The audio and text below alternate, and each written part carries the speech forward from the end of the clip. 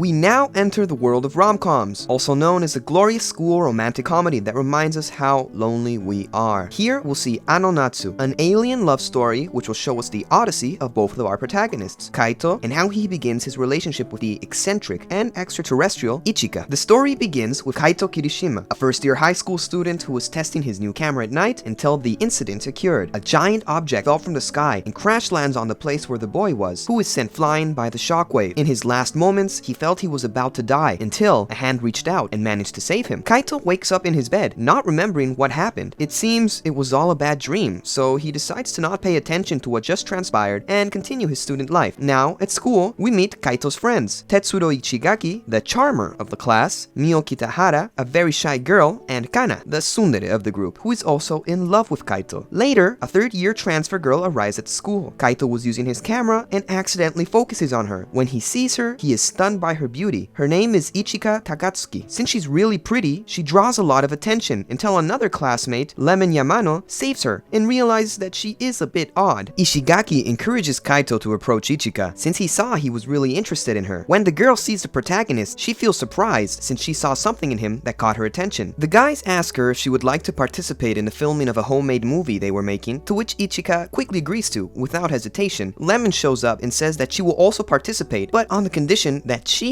will write the script. On the way home, Kaito meets Ichika, who was sitting by the river trying to fish, and she also had a suitcase. After talking with her for a while, he says goodbye. While walking, our protagonist begins to regret not having talked more with her, and thinks, out loud, that he should have asked her if she wanted to stay in his house because it seems she had nowhere to go. However, Ichika heard all of that since she was just behind him, so she accepts his proposal. But before we continue with the story, remember to like and subscribe to see more content like this. Ichika was taking a shower and Kaito starts feeling sore around his neck, which gives him a vivid memory of the accident that makes him pass out. After hearing the sound Kaito made when he fell on the floor, Ichika goes to help him and calls Rinon, a pet that comes out of her suitcase that forms an energy circle, and Ichika kisses him to cure him. How convenient. It turns out that Ichika wasn't an exchange student or anything of the sort. She was actually an alien who came to Earth because she remembered a very beautiful landscape and went looking for it, causing an accident when she came to our planet. Kaito's older sister and Kana show up at the house, right in the moment where Ichika just saved the protagonist. It should be noted that she was still wearing only a towel, which shocked Kana and Kaito's sister. Cliché moment? Kaito explains to his sister that Ichika has nowhere to go since she's a foreigner. She's very foreign if you ask me, and she's alone in Japan, so we took her home to help her. Kaito's sister takes pity on her when she understands her situation and lets her stay, especially now that she will go on a trip to Bolivia and she feels calmer because someone older will take care of her younger brother. This makes Kana feel really jealous, who tells the group what happened, and upon learning of this, they all go to Kaito's house with the excuse of talking about their movie. In the kitchen, while Kaito was talking with Ichika, a wound once again appears on his body, similar to that which had appeared on his neck the first time, but now it's on his forehead. When Ichika realizes, she calls Rinon again and cures him by giving him a kiss on the forehead. Kaito starts realizing he has feelings for the girl, and just when he was planning on confessing, he's interrupted by Ichika, who says he shouldn't tell anyone about this. Our protagonist, defeated, feels he was rejected by the girl, so he starts avoiding her, while she's worried, thinking that Kaito discovered her secret, that she's not from the Earth, after seeing how she cured him, and thought that he would hand her over to some secret agents, as if this was a movie about aliens. Kana visits Kaito, and they go out, apparently on a date. The group watches them from afar away. Tetsuro felt bad seeing Kana in a date with someone else, so a worried Mio tells him that if he keeps getting between those two, he will end up being hurt. The date goes well, and Kana was about to confess to Kaito, but they are interrupted by a nosy Lemon, who was recording them with a camera. Kaito was going home, but came across Ichika, so he fled. Ashamed of what had happened yesterday in his house, Ichika catches up to him, and they both have a chat. Turns out it was all a misunderstanding, since Ichika knew nothing of Kaito's supposed confession, and neither did he know about Ichika's origin, so things go back to how they were. Before taking the train, Kaito grabs Ichika, and she asks him who he likes, and if it was her, but apparently she was just kidding.